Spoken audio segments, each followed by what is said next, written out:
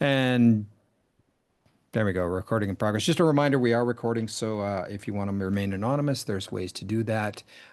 Ping me in a private message or in the chat if you'd like. I'd like to introduce Rob and Mark. This looks like an interesting session, so I'm looking forward to it for sure. And we'll be here for about a couple hours. Let me know if you want to inject a break in there sometime, gentlemen, whatever works for you. I'm not sure what your plans are for the breakout rooms, but we can work that out as we're going along, or if we need them. All right, and without further ado, jump in and go ahead, Rob and Mark. Right. Well, I'm Purple Smurf 78, a Yeah, relative of the awesome. one that Ken referred to earlier. And I'm Rob. This is Mark. Um, I'm going to jump right in if I can Should work. share my screen. Let's see. Look, Is that looks good. working? Okay, perfect. Looks great. Let me just. I'm going to. Excellent. Um, we are in a time, Mark and I feel, where uh, predictable foolishness on the grand stage of events is just begging for satire, as it always has. And we um, have a practice of collaborative writing, often in social media, that is based on a traditional form of theater, European theater called Commedia dell'arte. And I beg everybody's forgiveness. You probably know all about Commedia dell'arte, but just in case, I will kind of run through a quick history. And for us, for me in particular, this current netprov that we're doing is inspired by a book by a Russian author about a French author. So both were satirists, the French satirist Moliere and the Russian satirist Bulgakov. Moliere had to deal with Louis XIV, who was very whimsical and quick to censor, and Bulgakov had to deal with Stalin, who was also quick to censor things. So Bulgakov's biography of Moliere is as much an autobiography, but it's a way of discussing how humor, non-specific satire. So, in other words, not specific imitations of specific recognizable people, but sort of generic character types, is really useful. So, what is netprov? Netprov is a way of improvising collaborative storytelling in social media. And when I talk about NetProv, I always show this slide, which is a Commedia dell'arte slide. I'll do more about Commedia dell'arte as part of this introduction, but it's the idea of wearing masks, becoming kind of generic human types. So NetProv could also be referred to as written improv. We think of it as social media improv. And in a technical academic sense, my definition these days is something like this: networked improvised narrative. And Mark and I think of netprov as being in a common space between other disciplines and methods: games, theater, social media, traditional literature. Both of us have backgrounds in traditional printed literature, but have found it irresistible to do character voices in new places to write. So, what's an example of a netprov? We love to do an improv called 1 Week No Tech. And what we do there is we pretend to go for a week without our technology. And then we complain bitterly and constantly about it in social media. So it's just a basic joke. So that's a picture of one of our characters getting away from technology. We did do things across different platforms. Here's some other people enjoying not using their phones.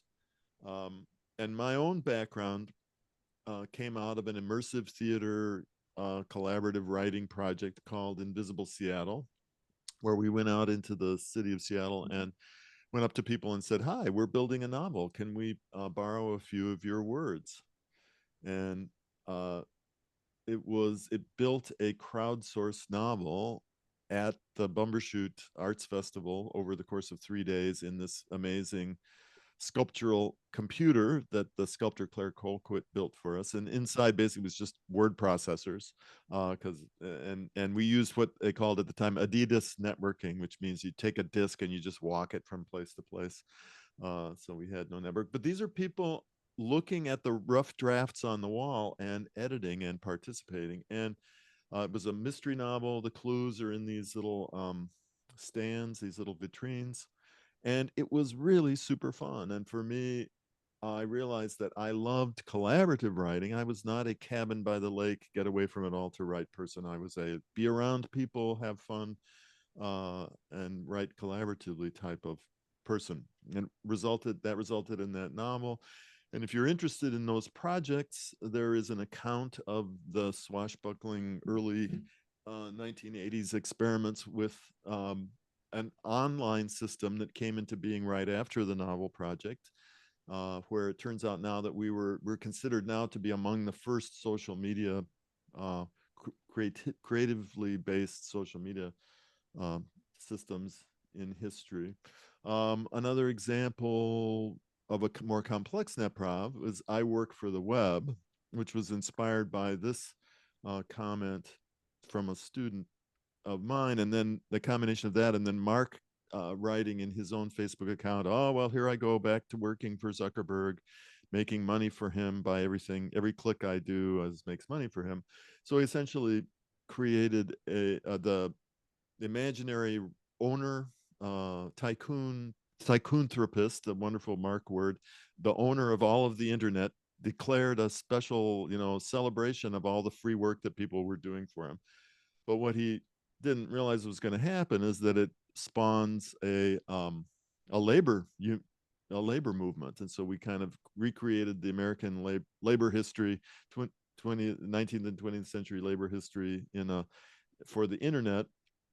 And there were union formed, and we voted with thumbs up for the union the way Facebook did, and then the scabs voted thumbs down, and Joel and Rock made these beautiful kind of posters that then the company turned upside down and reappropriated.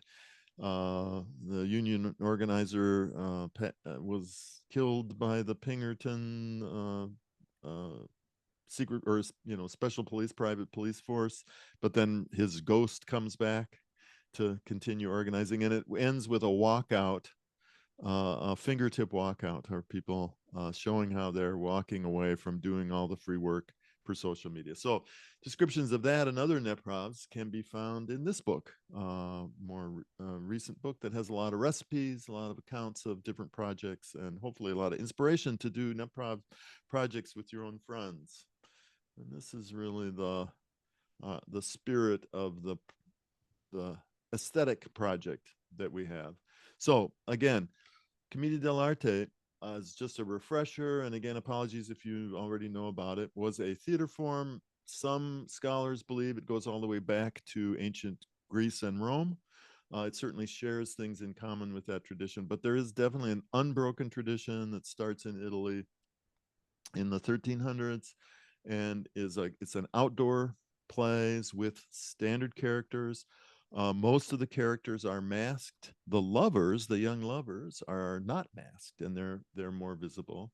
But a set of traditional characters that each have their traditional costumes and voices and movement styles that would be taught in the same kind of family way that martial arts are taught in Asia. You would inherit this family business of putting on these plays, and you'd learn how to do all these stock characters. It became a way of doing satire where you could always say, oh, no, we're just doing a silly play about, so it wasn't about you, sir. No, we're not doing so. And the tradition continues to this day. There are, especially in Italy, but all over Europe, there are schools. You can learn it in theater schools in the US too. Good theater programs will always at least do a little bit of Commedia. And it's very physical. It's done, professionally, locally. And then for anybody who's familiar with the wonderful British Christmas pantomime shows, they are the British version of Commedia dell'arte, and are their own sort of modified, but have many of the same kind of characteristics. And in Britain, people love every year to go. And the thing that I enjoy so much as a writer about the British panto shows is that they are deliciously two-level.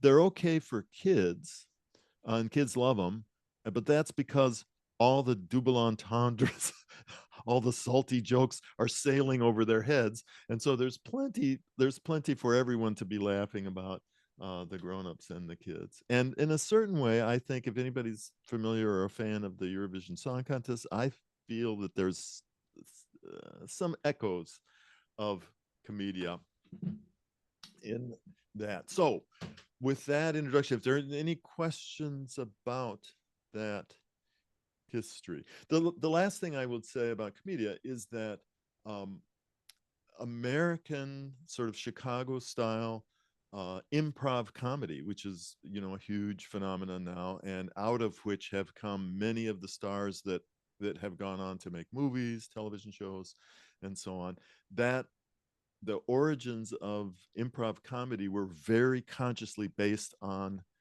Commedia dell'arte, because Commedia dell'arte did not have written scripts. It had about a 2-page plot outline, but then everything was improvised on stage. And the accounts from the Renaissance of what it was like to be in those theater groups are and how you get into kind of group mind, what Del Close in Chicago came to call group mind with your collaborators.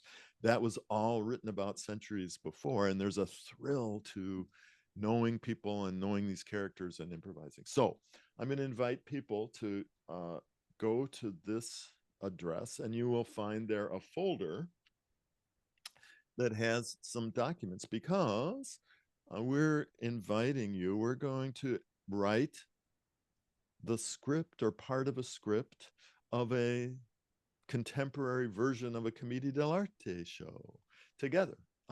And so if everybody let me know if you have successfully gotten to this folder, this Google folder. I think one of the first questions we'll have to ask is, and maybe you guys can show us in the chat, is who wants to play today? And again, not everybody has to, but if you plan on collaboratively writing today, again, this isn't really a performance piece so much. Yes. Then maybe say so in the chat, and then we'll kind of get a sense of the numbers. And again, we have room for everybody, but again, yes. Sometimes I know when people do MYFest, they're also driving children to, you know, soccer practice or summer camp or whatever. So this one will be a little bit more hands-on. Yep, okay. Sounds hands-on. Yep. So checking in with Irene and Yasser and David to see how you all feel.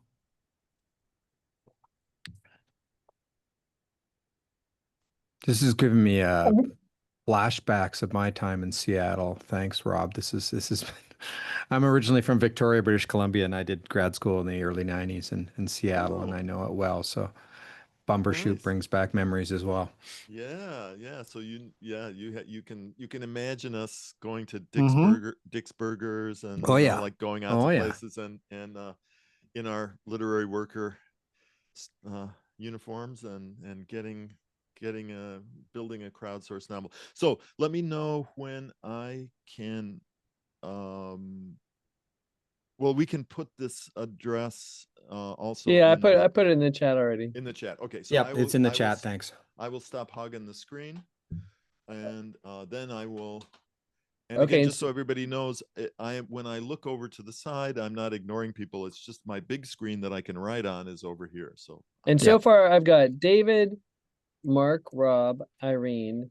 Ken, do you want to play, or you got to? I'll be in and out. I'll be in and out, but I'm fascinated. This is outside my regular sphere of work, so this is great. And Ken, what do you teach? Computing science, software engineering, computing security, Yeah, I went through the University of Washington grad school in the early 90s. So I've been there for a few years living. Nice. Wow. All right. I think that's our players. So we'll get things started. We only need one of these scripts. So let me share screen and tell us where to go. So if you're in the folder and you go to this script, which is the number one file. Yes. So it's one group one bake off. And again, if I can just show you in the folder, there it is. Sorry, this is the wrong folder. Let's go to MYFest. Yes, one group one is the one that we're going to be in. And we do have a how to play document, but I'll mostly be going through the how to play. So that'll bring you to this generated script, and we are setting this up so that it'll be a little bit more in the box so that people can play this at home if they want to, or play it with their classes, or however they want to do it. And it begins, just to give you a little bit I'll give you an overview of the structure and then tell you how playing happens. So we've got a title that's been generated. So this one is From Friends to Vicissitudes, and we have a setting that's been chosen from one of our pre-baked settings. We have cast members here that we'll talk about in a second, and we'll have the people who are playing sign up to play one or more cast members. Looks like we might have a little bit of doubling up. And then it's a cast of six characters. Yeah, character descriptions kind of gives you an outline. I'll go over those in just 1 second. And then below it is the script that we generate through this writing game. So let's go back and up to the top. again, low pressure as always with netprovs. Consider this a play test. We probably don't have time to do the whole script, but we just want to give you a kind of a taste of what this process is like. So the first thing we should tell you about before you even dive in are the various characters. So you'll see them broken down. Again, we see this as some sort of a cross between a writing game, an improv, and a role-playing game, perhaps as well. So we've got groupings of characters. We have a character called the Bigwigs, traditionally called the Vecchi, or the kind of the oldsters, the old folks. Yep. And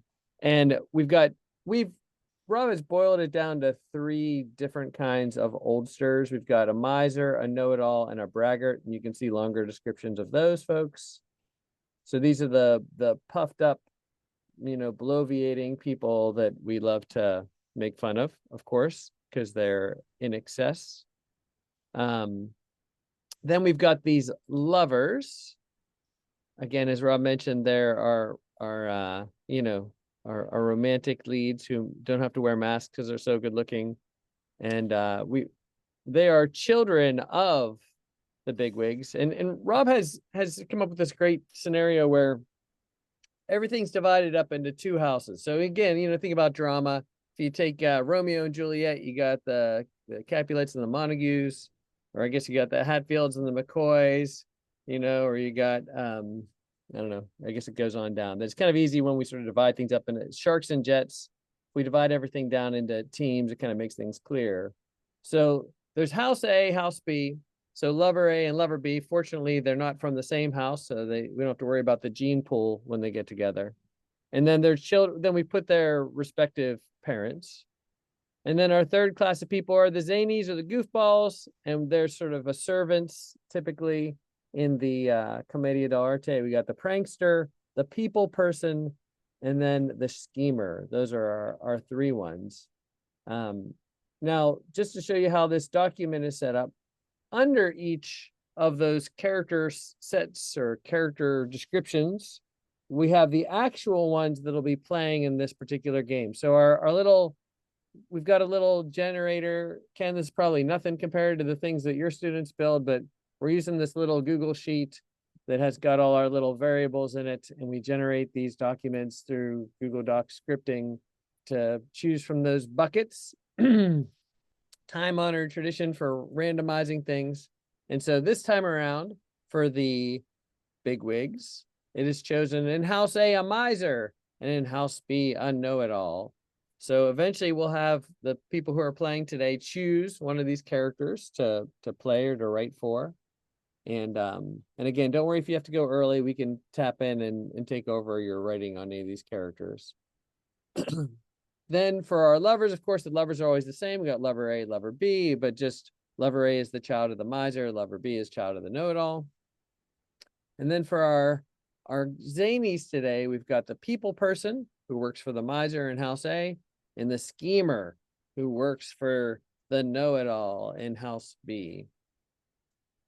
Now, as you can see, underneath the descriptions of those characters, we have like a mini character sheet in a role-playing game. So for example, here we have the people person's character sheet, and whoever plays that person can make up a name for that character for this zany.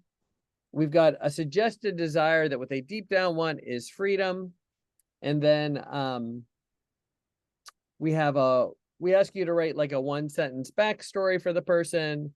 If there's any particular goal related to the setting, and that's actually one more thing I've got to introduce in 1 second. And then we've got a weakness for this character. Again, these are just things like you could just write a little phrase or sentence as a way of creating a, any dramatic character probably has these elements. Human beings probably have them too, I suspect. So what is our setting? Again, that's been generated for today. And Rob, can you read our setting for today? Sure. It's 1725. The fair city of Detritus is exhausted by its endless war with the fluffy city of Flotsam, a war to determine which city bakes the best bread. The annual bake-off approaches, and the leading bigwig of each city schemes to win by any means not too expensive. So the big event, the play builds towards this big event, which is the bake-off. We don't know who's going to win, but when the story starts, everybody's obsessed with the bake-off and how either wanting the bigwigs want their house to win, and the lovers want to be in love, and then the zanies, and again, just you probably know this, but our current contemporary word zany comes from Commedia dell'arte, from this character group, the hardworking everyday people. Who knows what they want? Maybe they want their house to succeed, maybe they don't. That's for you to determine. So just to show you how that plays out in the character sheet one more time, is that when you say right here, the character's goal specific to the setting, then what we mean there is they have some goal specific to the bake-off. So it could be a secret recipe that they either have or want to steal, or a key ingredient that's missing. Anyway, it's up to you, but something to do with the bake-off. Sorry, I've got to correct this apostrophe. Okay, great. So going back up. So the next thing that happens in this netprov, the way you play this one, is people sign up to play a character. So the way you sign up is you go to the cast section and you just put your name there for one of the characters. And we also are encouraging you, if it's possible on your machine, to choose a color for your font for the script, because I don't know, first of all, it's kind of delightful, but second of all, it helps to identify who is writing which lines and things like that. So we ask you at this point just to take a second and to choose a character you'd like to play, or to write for rather, and then and to choose a color. So that's step number 1.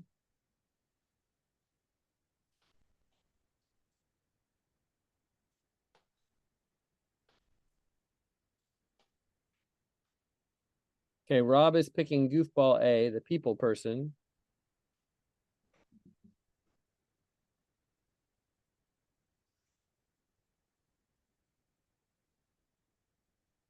All right, I may sign up for the know-it-all.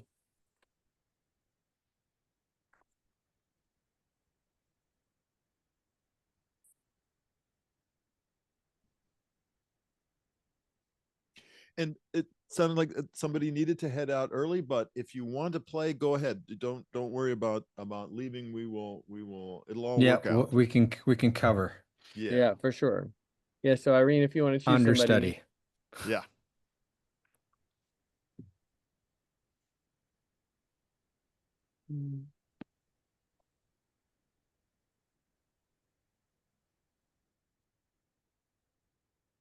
All right, very good. So we got Irene, David, Rob, Mark, Ken, and I think one of us may have to play two people. And Yeah, I'm happy to jump in. Rob, do you want to play Lover B, or you want me to play Lover B? Yeah, Doesn't matter. I'll play Lover B. Okay, great.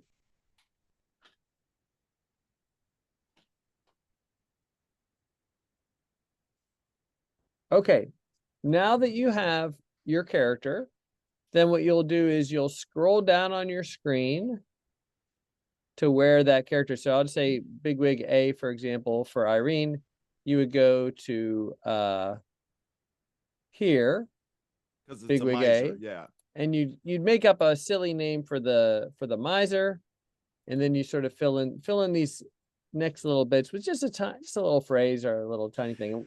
And I'm gonna stop sharing so that people can do this a little bit unscrutinized. Yeah, and just the names of the family names of the bigwigs kind of become the family name of the house, and for convenience's sake, the lovers probably have the same last name, if that makes sense. So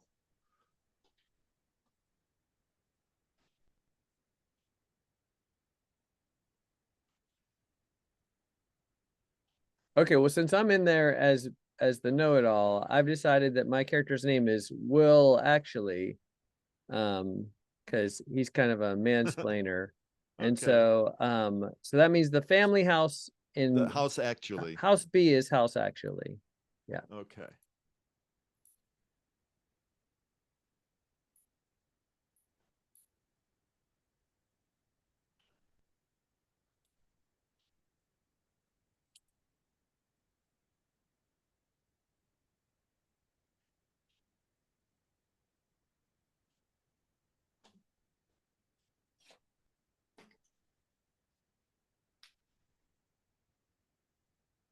And again, everybody's invited to talk. I don't know how many people we could have asked this earlier. How many people have done Dungeons and Dragons or games like that? Have some. Oh, yeah.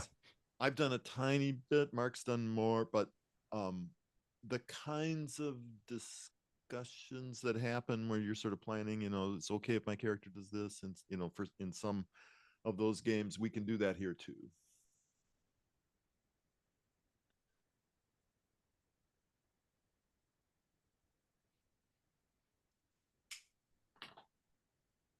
Right, too. And feel free to ask questions at this point too, or to writer's room ideas that you have, and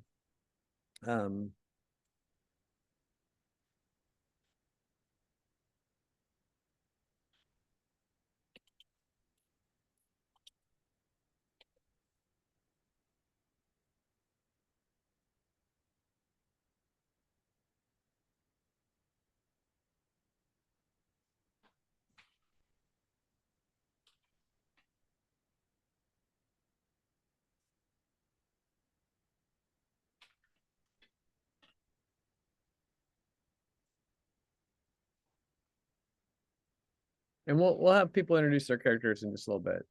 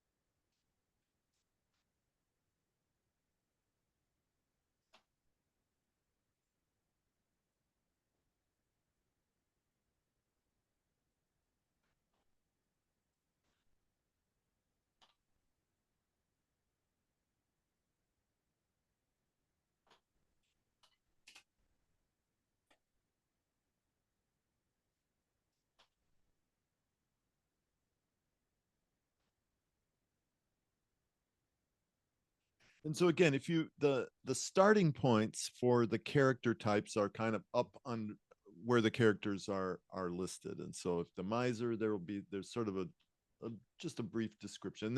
And again, it's your character. You get to do what you want with them, but it gives you kind of a starting point.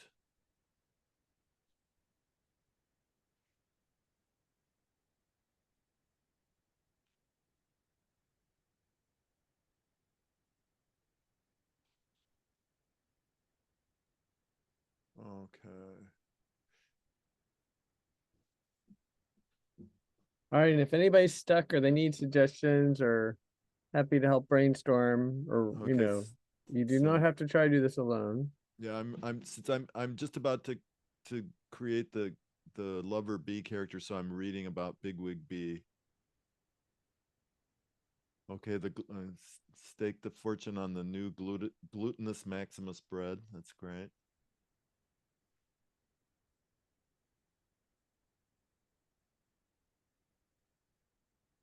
Oh, I like that. Yeah.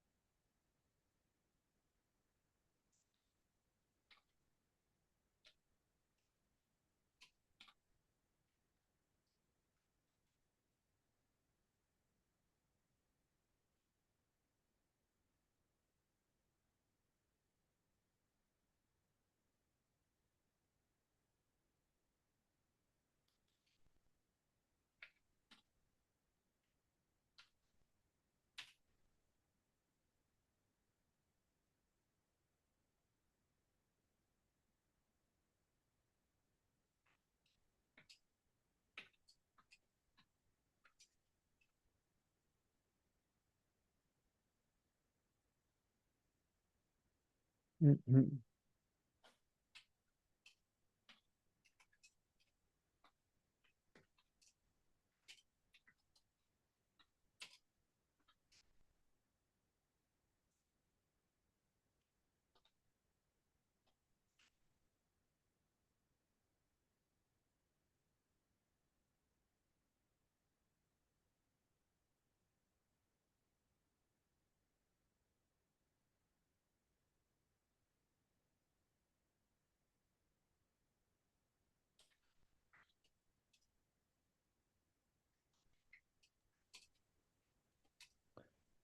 A wonderful example in class of collaborative Google Docking as we look at what everyone else is doing to figure out what you need to Exactly. do, Yeah. which is always great for my students.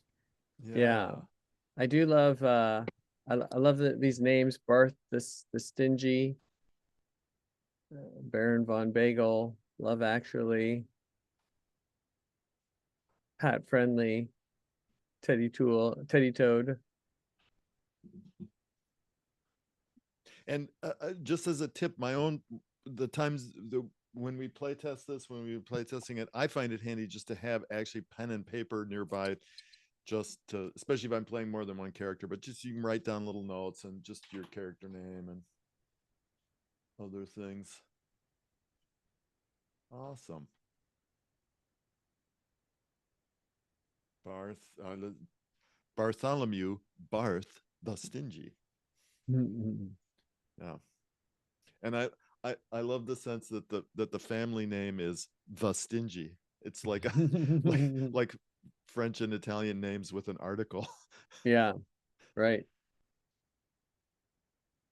Nobility names. Yeah, yeah.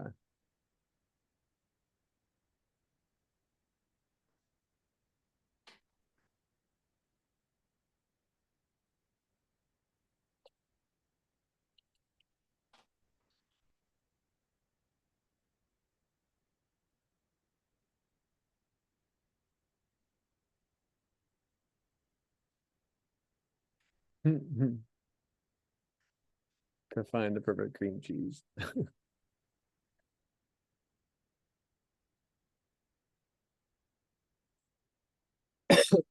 Now, while everybody's writing these, it's good to point out too that, of course, you know, Rob has traced how Moliere learned from these, and of course, if Moliere learned from these forums, then that means contemporary sitcoms also have learned from Yes. these forums. So it helps my students if I start to mention things like, you know, The Office or, you know, whatever sitcoms they've watched, and we can see that these same figures show up time and time again. And then also, for some reason, it helps for me to think about this form as being like farce. I don't know. For some reason, that's a word that's meaningful to me in Yes. certain kinds of comedies.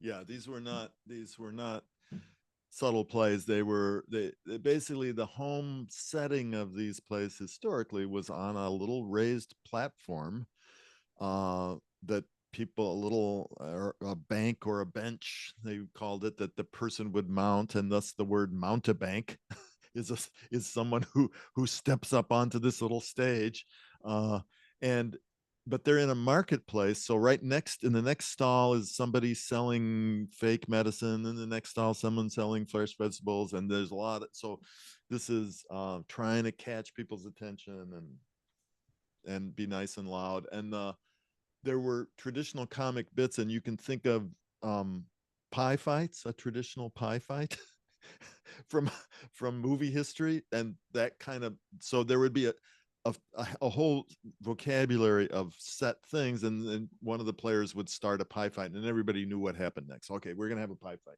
So a pie fight comes from Commedia? Well, that kind of thing. Well, yeah, but just that kind of thing. There would be like fun with Bits, a sort ladder.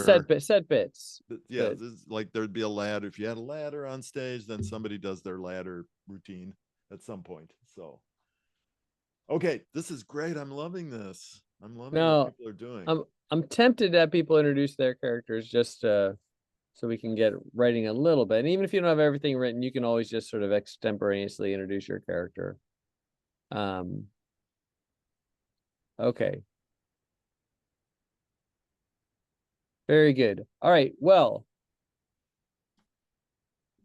Irene, do you want to introduce Bart the Stingy?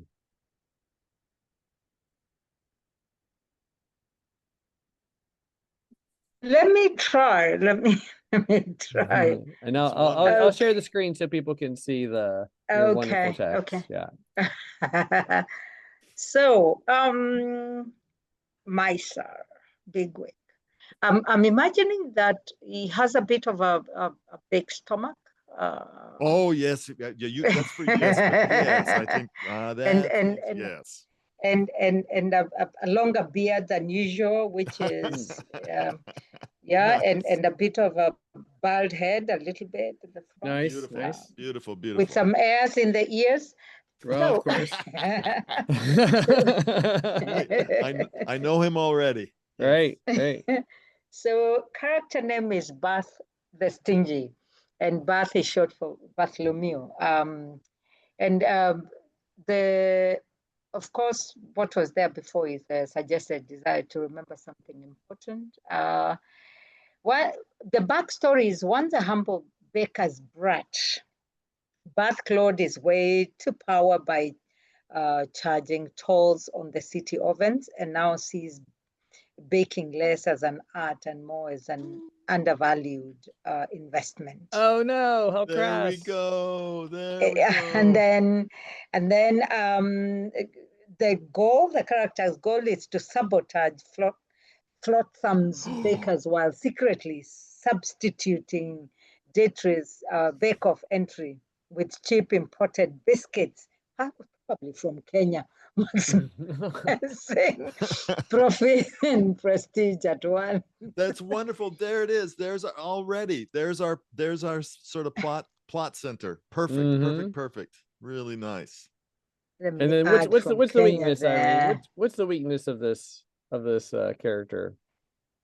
The weakness is he's terrified of spending any money, often undermining his own plots with penny pinching, corner cutting All right. Still looking for other words there. I love it. That I is love it. so, that is So- so Yes, brilliant. okay. That's so brilliant. There you go. There's how Yeah. just silly masked fooling around gets to be really sharp satire. Right. It Beautiful, plays beautiful. and goes deep, as Del Close like to say. Yeah. And the one thing I want to throw out there is it reminds me that Rob pointed out that Charles Dickens' Ebenezer Scrooge Yes. is this He miser is a character. He is a Commedia character. Yeah. Who It's traces based on back. Commedia characters. Yeah. All right, next up, I'll introduce Will actually, the know-it-all, Bigwig B. His suggested desire is extra virgin olive oil. His backstory is Will actually is the seventh in a long line of actualies who walk around reading factoids, and in his case, from a 1625 book of all knowledge that's of course out of date. His goal is his family has staked its fortune on a new product, glutinous maximus bread, an extremely high gluten bread that he believes will be the best thing in nutritional health since unsliced bread. So that's perfect. So he thinks that that's what they're submitting, but Bart the Stingy is going to try to replace it with a cheap import. And his weakness is he's susceptible to the belief that other people actually know one more thing than he does. Whenever new knowledge is introduced, he doubles down on his bad knowledge. I feel like maybe I do that. Okay, next we have Lover A, child of the miser, Baron von Bagel. I gotta go up and look and see who's Lover A. Lover A is David. David, you want to introduce Lover A? David. Right, let me go back down to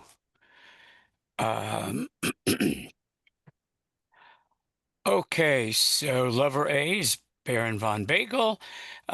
His desire is to find the perfect cream cheese in hopes of finding a soul food mate. One doesn't want just a soul mate, it needs to be a soul food mate. And Nice. Baron von Bagel was once betrothed to Princess Crostella of Flotsam Oh, nice. during a brief and ill-fated ceasefire between the two rival families. Okay. That's all excellent. right. And so what do we think Baron von Bagel's relationship with his dad, Bart the Stingy is? Does he get along with his dad? Well, he wants to be his own bagel.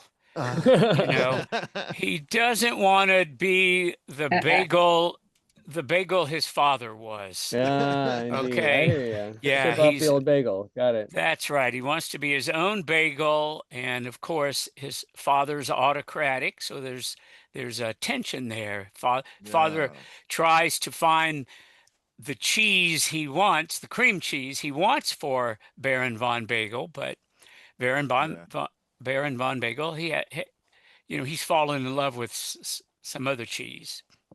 So little side note. This summer, I was in both New York City and in Montreal.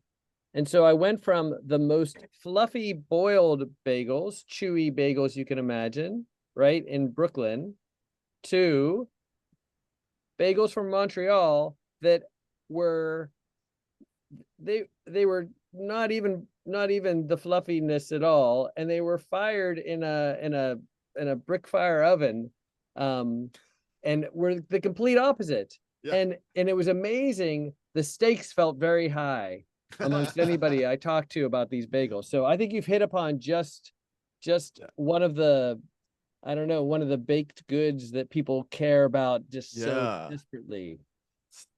Yeah, and people can get into big arguments over over bagels, which is kind of hilarious. But right.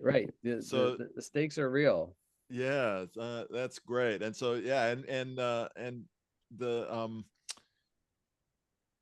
Baron von Bagel might be willing to help his dad cheat with their do you think so? The other ones, or maybe he's like a free agent. Like, we don't know. Maybe he's gonna undermine it. Maybe who knows? We'll have to see. We'll see. So lover B, the what's the first name of the know-it-all actually? Is actually? Will Will actually. actually. Okay, Will so this is actually. Love Actually. Love the- actually, so good. The child of Will Actually. So Love is just a starry-eyed youth, but they're not as naive as they seem. The coincidentally, Love Actually also wants to become a star baker, very similar to Baron von Bagel. So they have something in common there. The character's weakness is that they prefer pining for a distant love than really loving. Oh, They're in love as a the hopeless character romantic. as one of the best characters. I think I quoted it in my little summary of the lovers, but that they're in love with being in love. Mm, and mostly thinking about themselves. I see, and that can never run smooth, or else then you're out of the Yeah. drama. I got it. Yep. Okay, all right, very good. So now let's go down to our zanies, and we have Right, the people goofballs, person. Yeah, Pat Friendly. So Pat Friendly is works in the house of the Barth.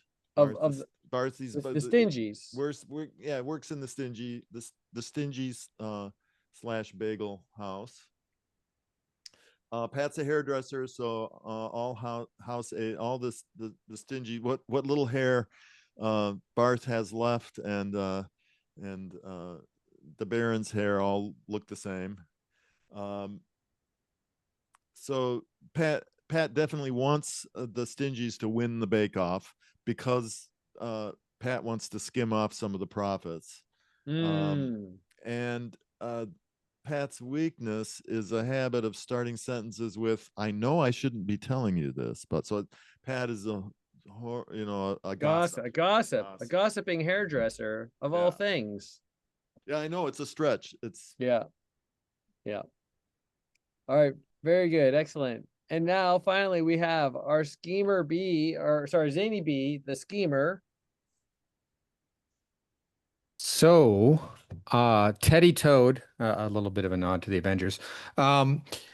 His desire really is dancing in a professional troupe, which is definitely a dream based on him having 3 left feet.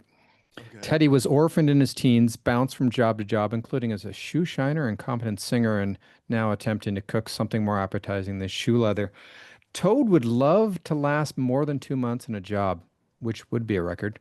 Winning this bake-off really isn't that much of interest to him. It's not in his mind and likely leads to him not being much help in the endeavor.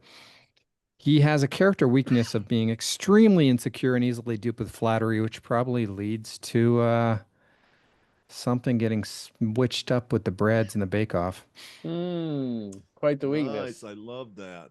Okay, that's great. Well, it's interesting, like both Teddy and the 2 lovers are a little bit, they kind of want to be their own entrepreneurs slash stars. There's a little bit of a spotlight seeking that they all share. I wonder things could get undermined very quickly, I think, in any of these schemes. Indeed. All right, so the next phase, and again, Irene, we know you have to sign off through part of this, but I'll just show you the next phase. Next phase, we're going to go into Act 1, and we're going to write little 2-person scenes between our characters. And usually you do it kind of one line at a time. You just sort of take turns. And then these been auto-magically paired up. So scene 1 has the miser and the schemer in it. So that's got Barth and now I'm forgetting our names. Who's our schemer is Teddy. Toad. Teddy and Barth are in that scene, yes.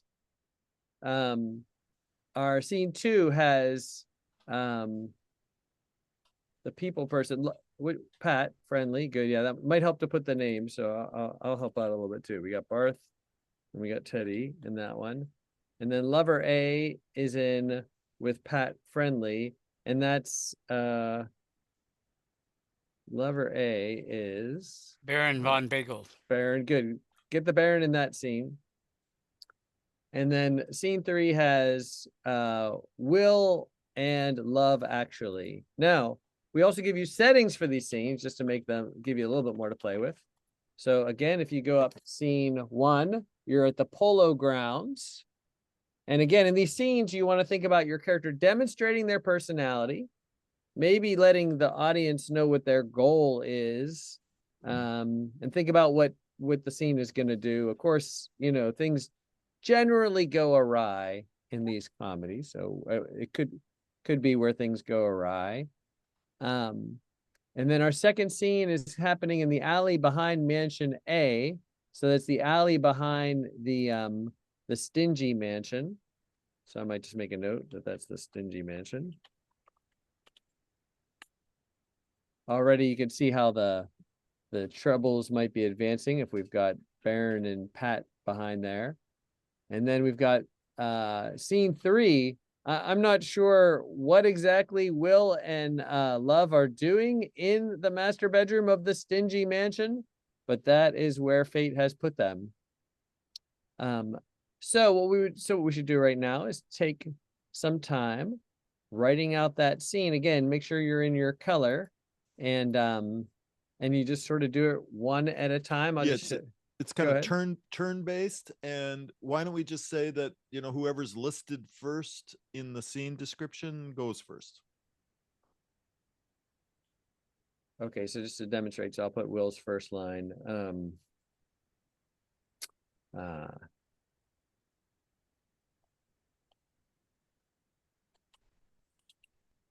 And we can talk during this if we need to. So just again, I'm just saying this out loud for my own benefit. Like when Pat Friendly and the Baron are behind we're behind our own house. We're in the alley behind our own house, and I am the Baron's employee essentially. So I'm part of the household staff.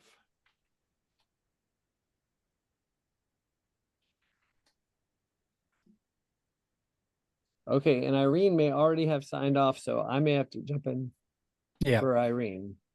And what character was Irene? Bigwig A. Oh, the miser? Barth. Okay, all right, good. I can play that character. All right, so that means I got to kick off this scene with Teddy. All right. Okay, so I'm gonna write the first, since Pat is listed first. Oh well, if you want to go, okay, that's fine. Go ahead, Baron.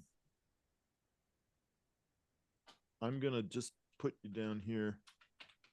And one more thing I got to ask is, sometimes hard for me to keep track. Does Teddy work for Works Bart? for Bigwig B. Oh, okay, so works for the other side. Okay, good. Works for the other you. Oh, okay, got it. Perfect. Okay, got it. All right, so let's get this machination in process then. Okay, great.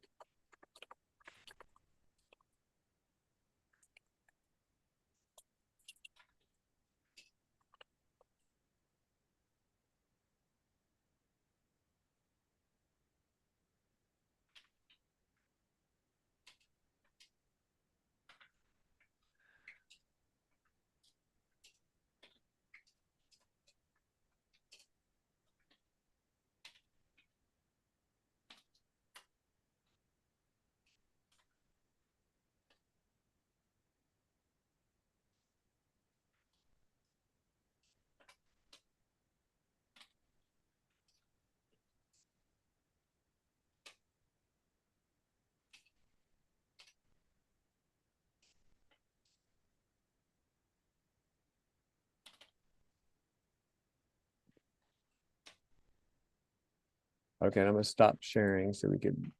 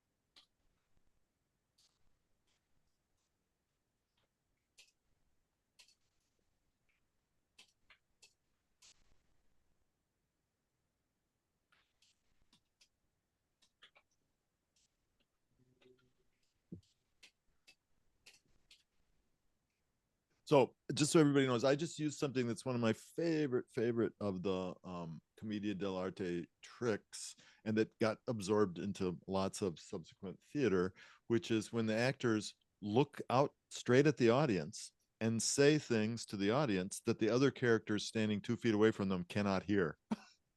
All right. And so I just did a little does he know. So it's sort of we're I'm so please feel free to do that. That's just one of my favorite. That's one of my favorite tricks.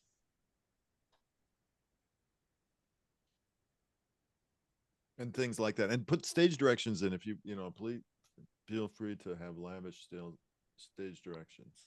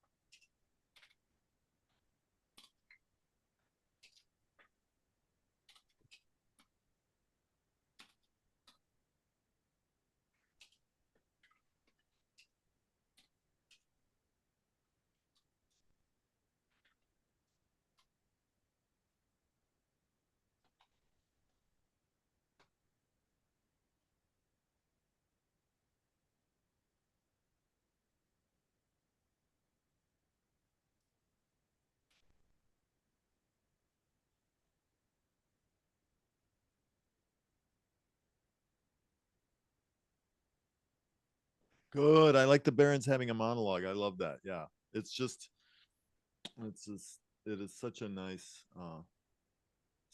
device, such a handy device. And it works I think it works hilariously in writing as well as it does in in scenes. That's great, David.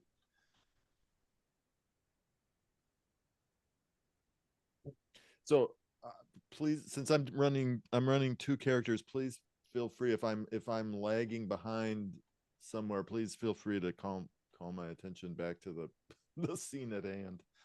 I don't want to slow anything down.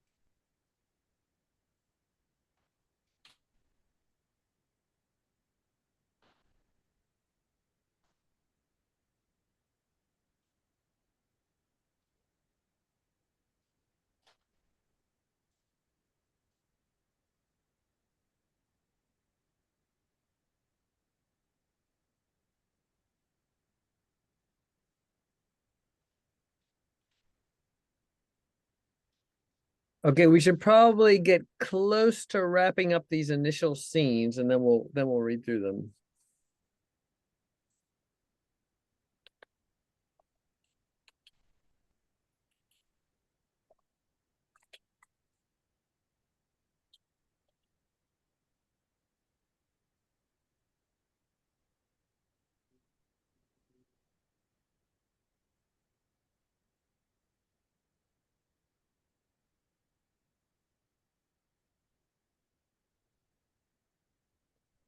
Sweet.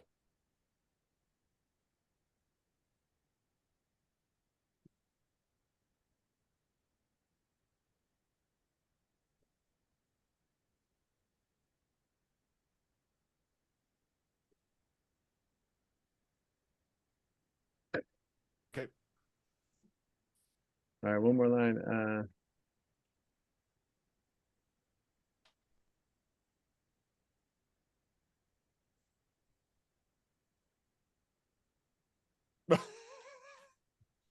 Oh, these are good.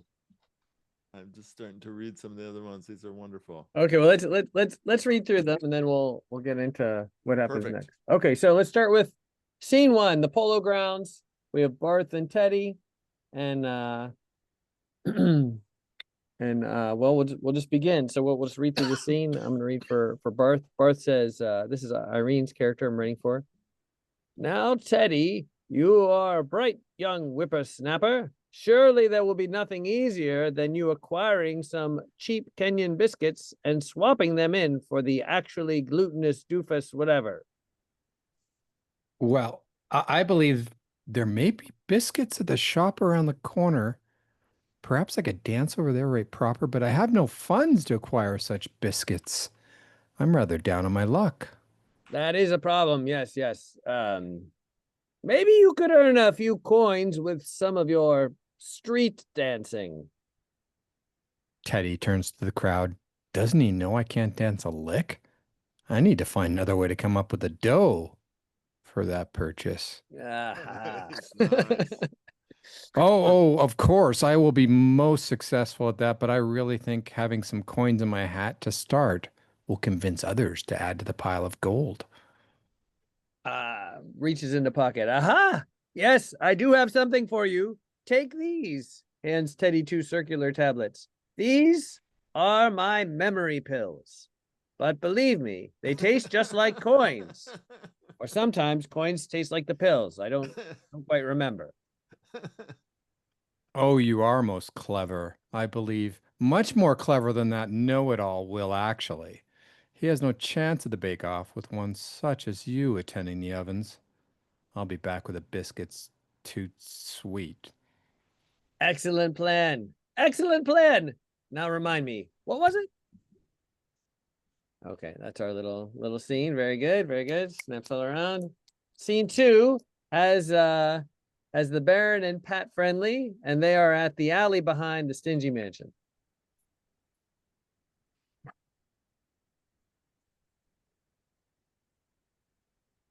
Baron, Should you're I read first. the Baron? Yeah. Yes, Yes. yes. Yes, please. Okay.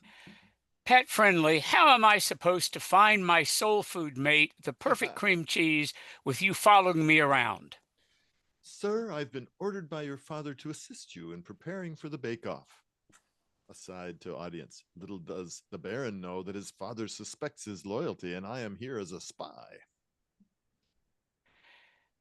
Baron monologue. I can see that I'm going to have to write a love note to Love Actually. Oh, Love Actually, wherefore art thou? A cream cheese by any other name would taste as sweet. How long has it been since I last beheld your luscious spreadable form? When I think of you, I tremble with a hunger known only to those who have tasted perfection, but have been denied a second lick. Oh, nice. Pray tell, where can we meet without our gluten-rich parents and their spies who try to keep us apart? That's wonderful. That's wonderful. Pat, aside to audience, the warmth of my master's heart has curdled the milk of affection, I fear. To the Baron, I stand ready to take your message to Love Actually, ASAP. Excellent, excellent, nice, nice all around. I love the proliferation of bread puns. I think those are going to multiply. I suspect. Next we have the master's bedroom of the stingy mansion. We've got Will actually and Love actually. And Will begins, my, for such a stingy Barth, this is a rather comfy bed. Well, he's opening his mansion for the annual pre-bake-off luxury house and garden tour, so he wants to appear lavish at least. I wonder if it is actually soft. Runs and jumps on the bed. Ouch! It's all bricks underneath. Well, my dear, historically, beds have always been made of bricks, you know. It's only in recent times that we have made them out of something softer. I wonder why we're not allowed into Baron von Bagel's bedchamber. Well, perhaps if we could sneak you into the Baron's bedchamber, if you catch my meaning, you could discover what the Stingies are putting into that competition. Oh, yes. If I could, excuse me. I apologize. We're having our traditional summer batches of Canadian wildfire smoke here, so I apologize. Oh no, I thought that was the I'm sorry. Yeah. I thought that was Love's guilty conscience coming through. Yeah. Oh yes. If I could hide behind a curtain, I could see the Baron enter, and then see the Baron approach his mirror, and then see the Baron begin to undo. Oh wait, yes, I could hear what House Stingy intends to enter in the bake-off. Actually, that is how Caesar found out the recipe for Caesar salad. This is an excellent plan, but whatever you do, my darling, maintain your virtue. And by that, I mean, don't get caught by that Barth turd, Barth. Oh, Father, I shall have to rely on luck to avoid detection. Aside to audience, little does he know that I've been sliding down my bedroom drainpipe for years and having numerous adventures. Little does she know, the Romans invented drain pipes for that very reason. Okay, very good. Excellent. All right, now, Rob, looking at the clock, do we Yes. have time for a scene 4, or do we have to jump to the finale? I don't know. It's hard for me to tell. I think we have time. If we need a little bio break, we could take one, and then we could come back. I don't know. I'm thinking let's try scene 4. So Scene 4? Okay. let's just describe scene 4, and then we'll take a little break and then come back and do scene 4. And Okay, so we got the secret room. The scene begins with Miser and Lover A, who are hidden for the entire scene. but So they that's- can write, they can have asides to the audience or even talk between themselves. But Right, but they're hidden somewhere in the secret room. So that's Barth and the Baron. And then the schemer enters next. Then the know-it-all enters next. Then Lover B enters next. And then the people person enters last. So again, a little tip here, hidden characters may monologue or address an aside to the audience. Do they become aware of each other? How do the hidden characters react to what they observe?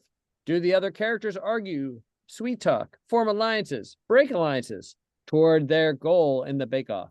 How does each character become the most extreme version of themselves?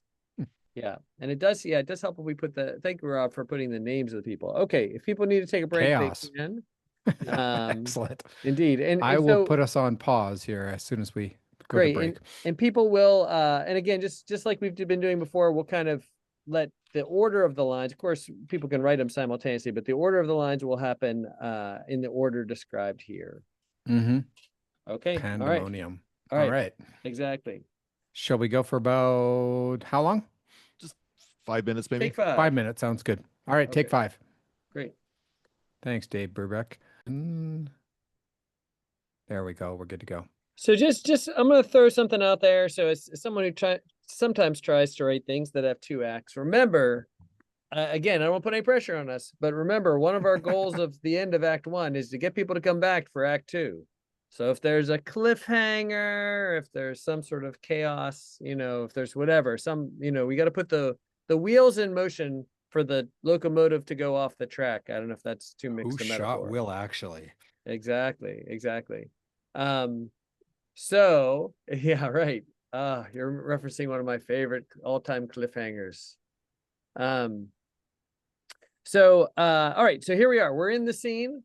We have again, just to remind people, the secret room. This is the end of Act 1, and it starts out with the miser, followed by Baron von Bagel, and then et cetera, et cetera. So we're gonna do these one line at a time, and we can go through rotations. Now, Rob, you have to tell me one thing, which is after people have gone once, do people still need to maintain the same batting order? And you're muted, by the way. You're still muted. I know you're doing a bit, but you're still muted, Rob. Zoom muted. Yes.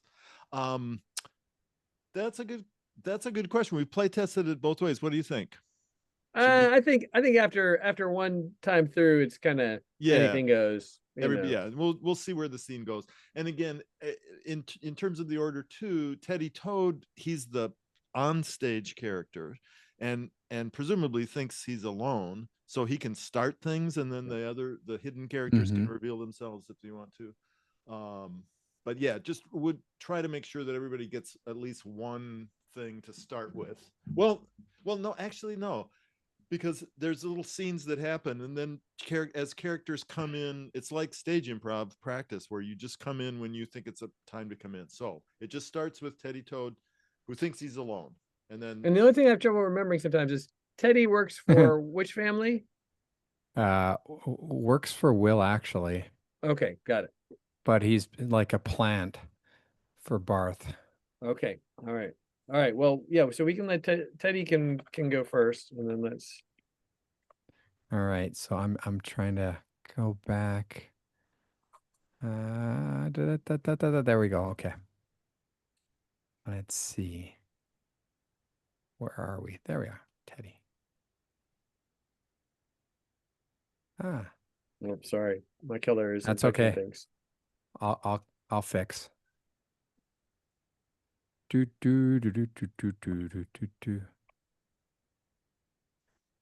Now I have take 5 stuck in my head. And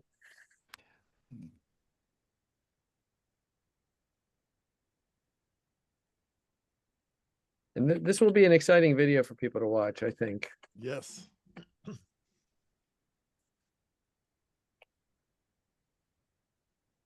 In a sense, sharing your screen, Mark, might not be so bad for the video. It's kind of actually, that's not a bad idea to watch if you want to people share. Okay, let's do it. Here we go. I agree with you, Ken. I think it's really gives a bit more visual. It's really kind of a lovely thing to watch people write. Oh yeah, very much so. Very interesting. How people pause and backspace and all those things are just lovely. I'm actually listening right now to Audible version of books on Rush. I'm trying to remember the author's name. And there was this quote from Neil Peart saying how defending the editing or the overdubbing of their second live album, in that it's the difference between speaking and writing. And writing allows us that luxury of perfecting the sentence or the paragraph. And that's okay for him as a musician. Whereas others criticized it. One of the all-time great drummers. Indeed.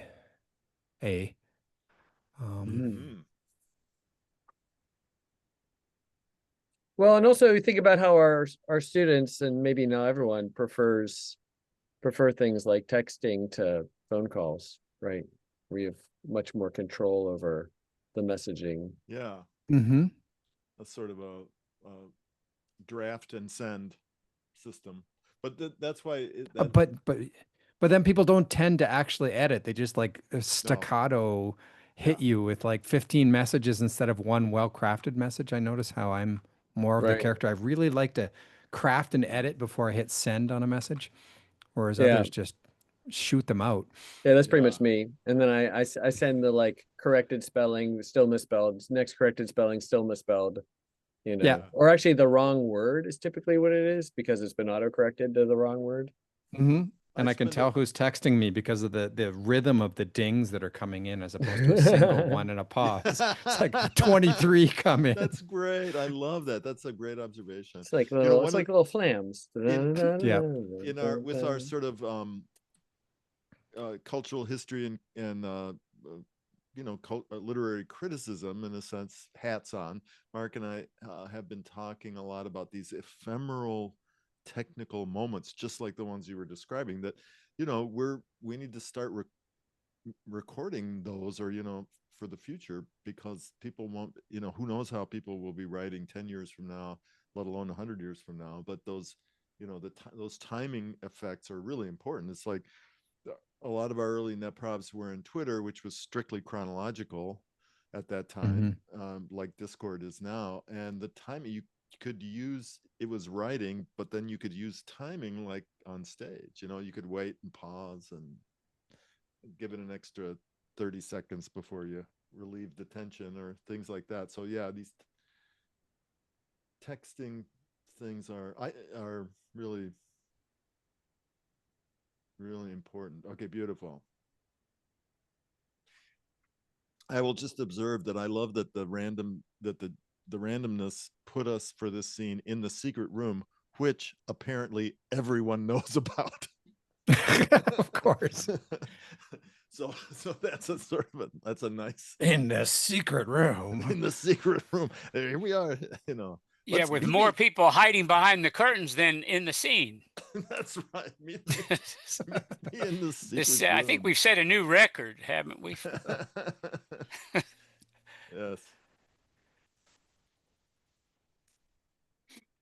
Okay, so Teddy's on the search for the Gluteus Maximus. Okay, so then let's see, the Gluteus Maximus is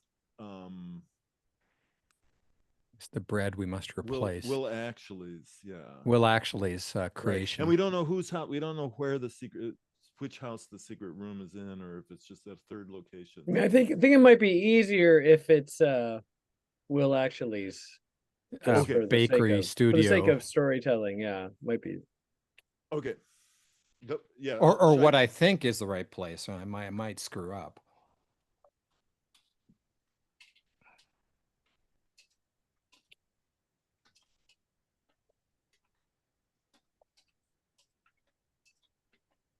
So I put in I just changed the scene to a dark room, perhaps the kitchen of House Actually. So that lets it be mysterious.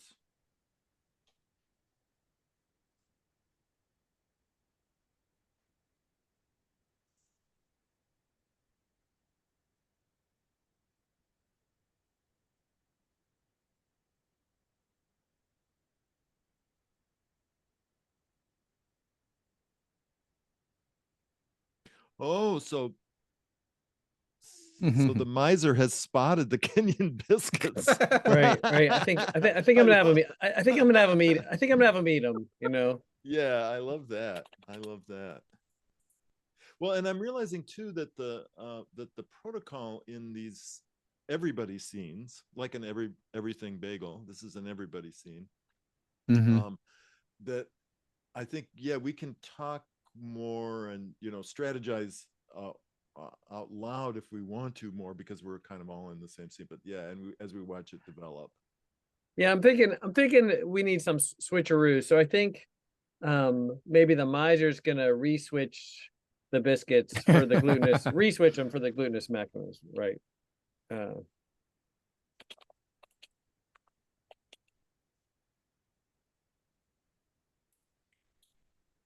And so the Baron can be, you know, we don't know if the Baron knows that Barth is also, oh wait, no. If the Baron knows that, yeah, the miser is also there, but he could be chiming in at any point if he wants to.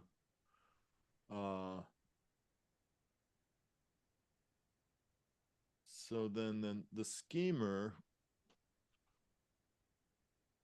is entering next. Oh, okay. No, the schemer. Yeah. No, Teddy's a schemer. Oh, Teddy's the schemer. That's right. Sorry. Yeah, I don't know. Part of it is, I think, it may help. Also, feel free to Oh, right, start working yes. on your lines and sticking them in or you know what I mean. I think it might. Yeah. It's, Okay, so Will actually is the next. I was just trying to figure out. Will actually the next enter, then Love Actually.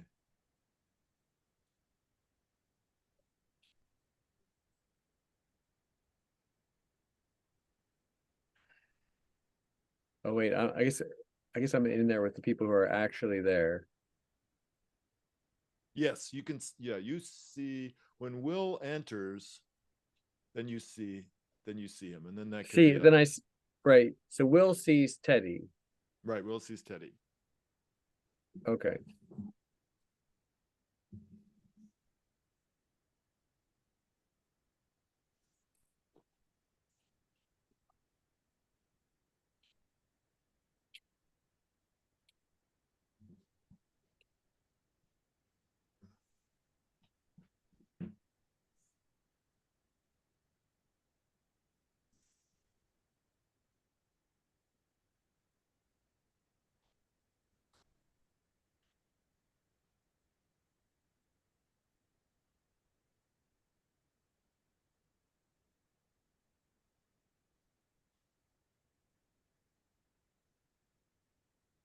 Oh, so Bear My Bagel is waiting to meet Love Actually. Okay.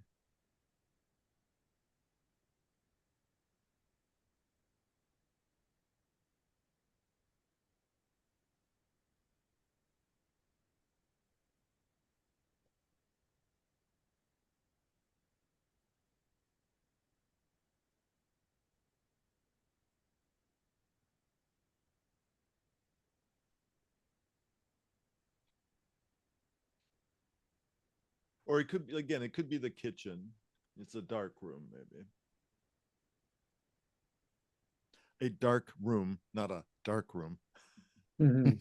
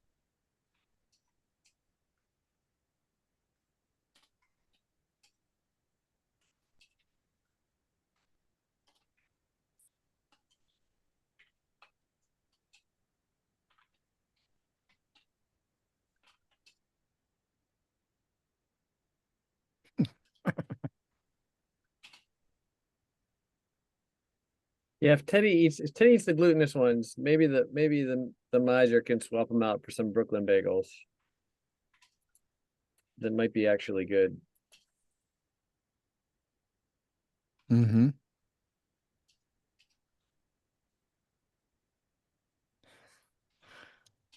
Following the chaoses. Yeah, we got a lot going on.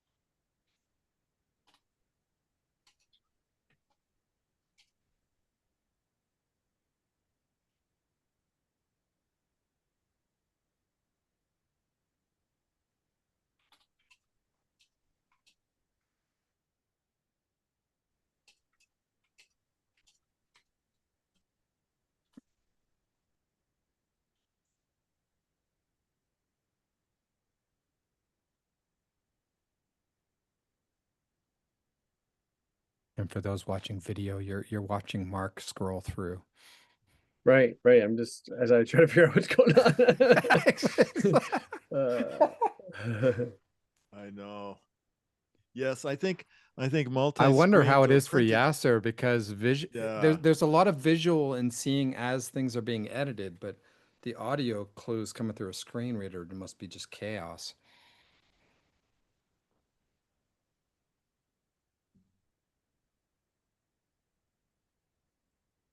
Now, the question is, Rob, should we wrap up this scene quickly so we can get to a finale? Or should we turn this into the finale? Let me. I mean, I think we could squeeze out a finale if we rush. Okay, let's try it. Let's try it. Let's read this one. All right. Okay. Let's see what.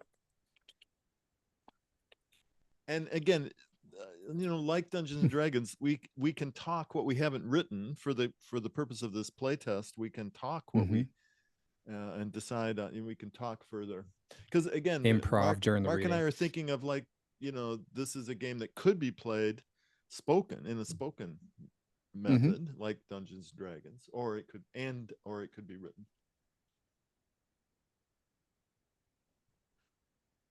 Okay, great. And then let me see. I have.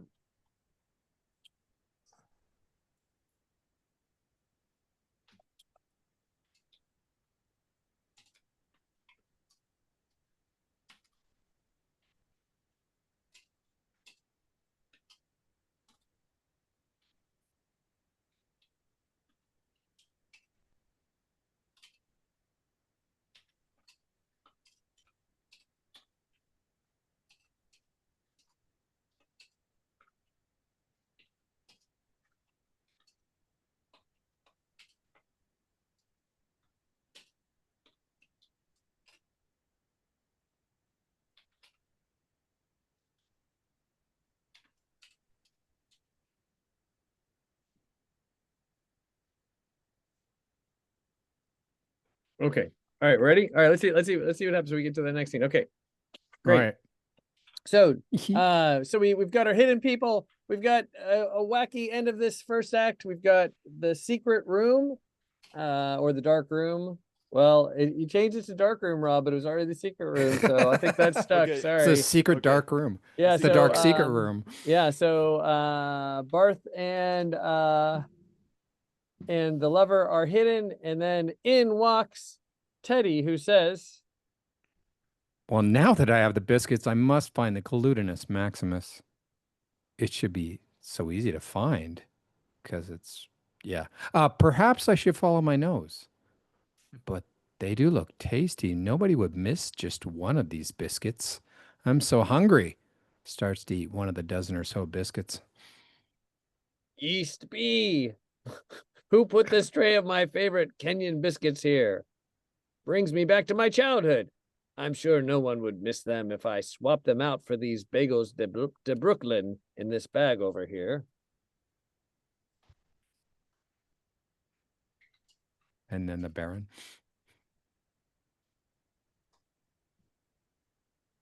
David, you want to read the Baron for us?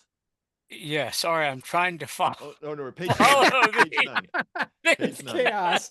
New page. Yes, new exactly. page I'm on trying this to think. Yeah. I have no clue how to respond to what's going on. The father is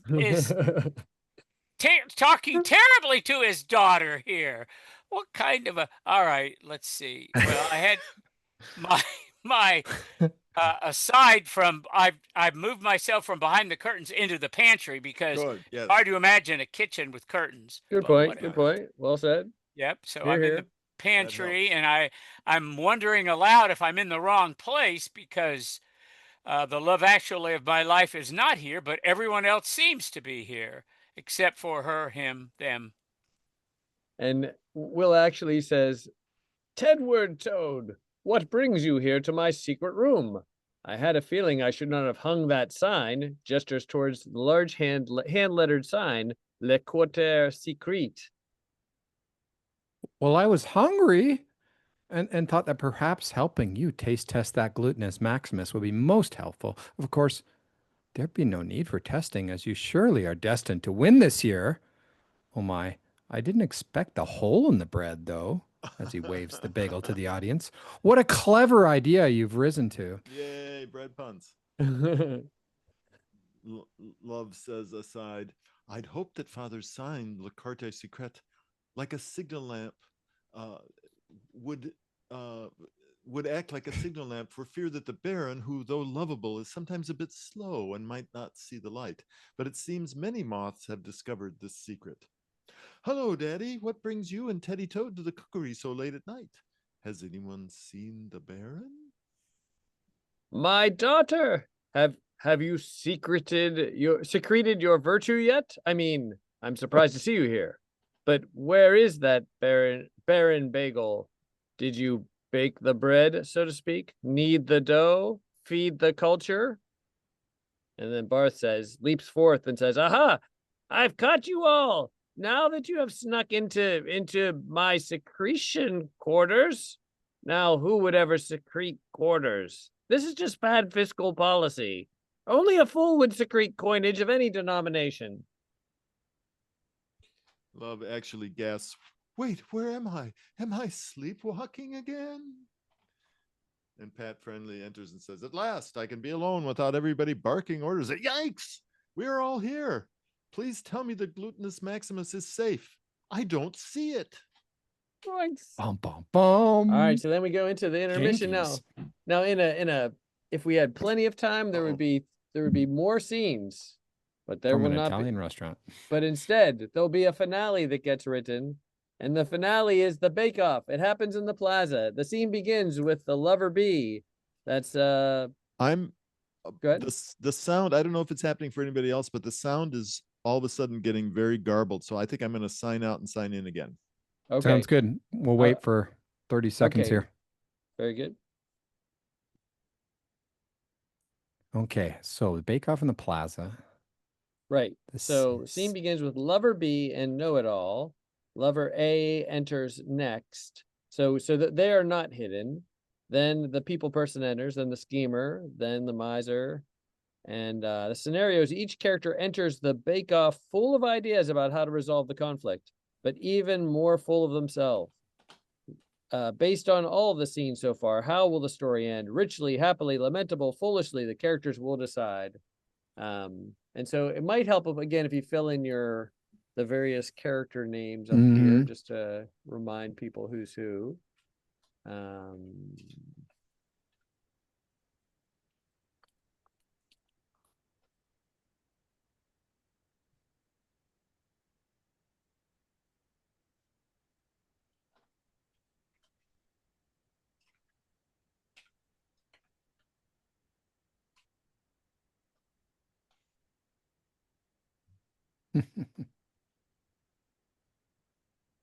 Okay, so Love Actually is going to be first. I think Rob jumped back in. How's the audio now, Rob? Yes, I'm fine. Yep. Good.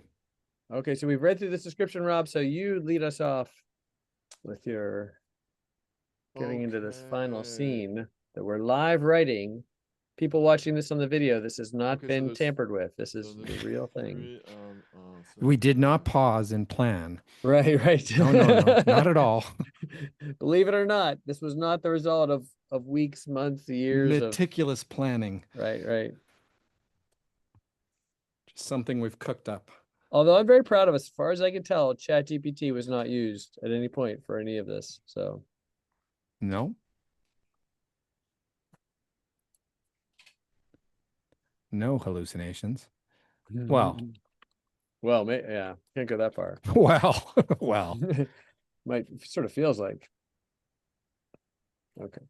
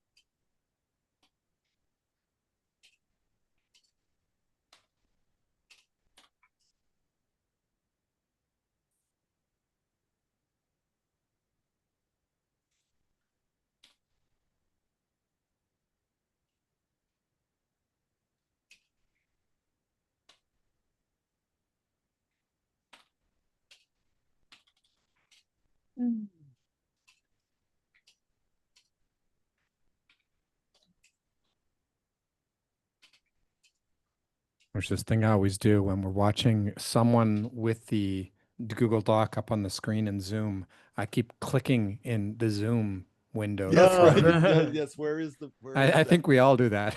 Where is the active writing space? Yeah, It's exactly. like, I keep clicking's not working. Especially when one's working on a laptop or something small. I've Oh, the yeah, for luxury sure. of multiple monitors. With Right, screens, right. with screen sharing too. It's like, I just need to move that my cursor so I can. Oh, wait a minute, that's not my cursor. That's not mine.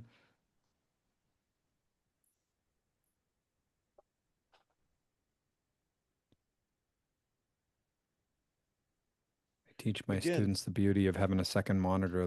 They never go back. Yeah.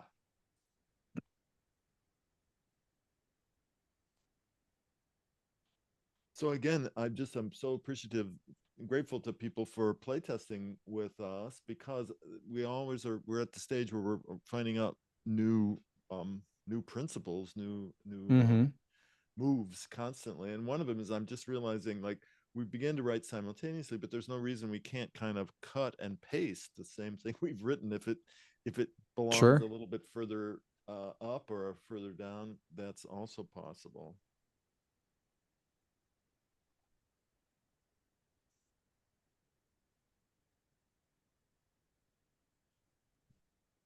Paul Pillsbury. Nice.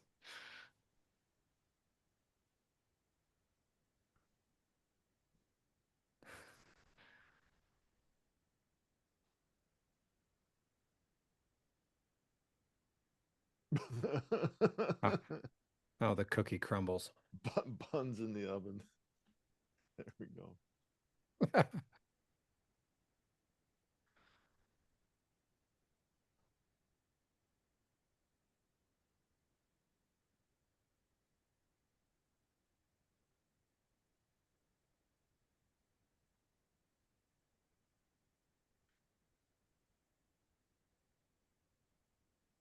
Let's see. The miser enters last. Should we? So let's see. We can invent new characters too, sort of like, but should we have a judge? Well, we could have a judge named Paul Pillsbury. Paul or just- Pillsbury, I believe, There is we the go. judge. Yes. Just, Okay. Yes. So just that might, invented. because I'm looking at the clock. I don't want to run into the next session, right, and right, I'd love right. to have time to read. All right. Well, A little okay. Someone write Sure. a closing line for Paul Pillsbury. Have him judge. Okay. Let me see. I'll do that. Is that okay? Unless Yeah, someone else yeah, want to be? Go for it, Rob. Okay, we'll make it a surprise. I won't even put it on the camera just yet. Ooh. All right. Let's I lost my window here. Kicks off with All right. Yep. Maybe a Yeah. So here's our bagel von finale. bagel. Yes. Yes, Baron. Let's have your line. that'd be David, right? And you're muted, I lost just so track. you know. Yep, David's muted though. Sorry about that. Love actually finally sees. The Baron finally sees Love Actually and says, "There you are, Love Actually of my life. Shall we tell them of the perfect way to end this conflict? Your family's cream cheese is a perfect fit with my family's bagels." And I thought of several obscene ways to express that, but I don't think I want to put them in Wow. writing. Thank you. Very fitting to this forum, to be honest. Okay, and then Rob, are you ready for some Love Actually lines? Give me 10 seconds. Yep. Okay. Yep, we're okay.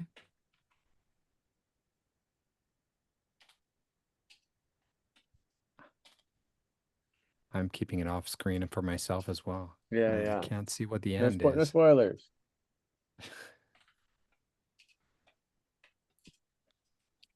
That's gonna lead me to fix Okay. the punctuation. So I am. Oh, Baron. Is that where I am? Oh, Baron. Yeah. And blushes. Aside to audience. Do you like how I can blush at will? The Baron. Oh, Baron, you smell wonderful. I mean, your baked good smells wonderful. Aside to audience, it's finally the big day, and I'm torn apart inside. Duty requires me to support my father's glutinous maximus, but my heart calls me to advocate for the cream cheese leaking through the ingenious hole in the middle of the Baron's experimental baked good. Oh, what shall I do? Will actually says, the great baking Roman Entomans once said, where your bread is baked, there too goes your waistline. And I take that to mean trading one's daughter for an advantage in a baking competition is far more noble than seeking buns in the oven of a hardy lineage. Nice interpretation. And Teddy's rubbing his belly. Well, I did my part, but I do believe I botched the biscuit, and I can't even tell what is left for the judges.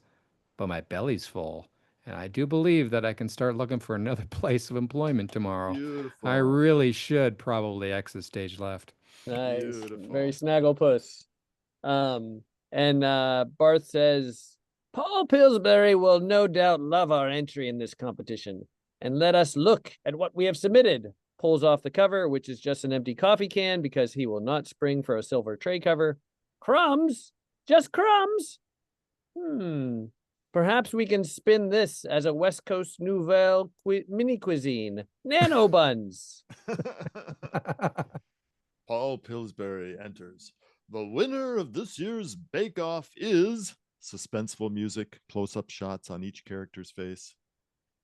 The bagel with creamed cheese. It not only resolves a family feud, assists the cause of love, but it tastes fantastic as well.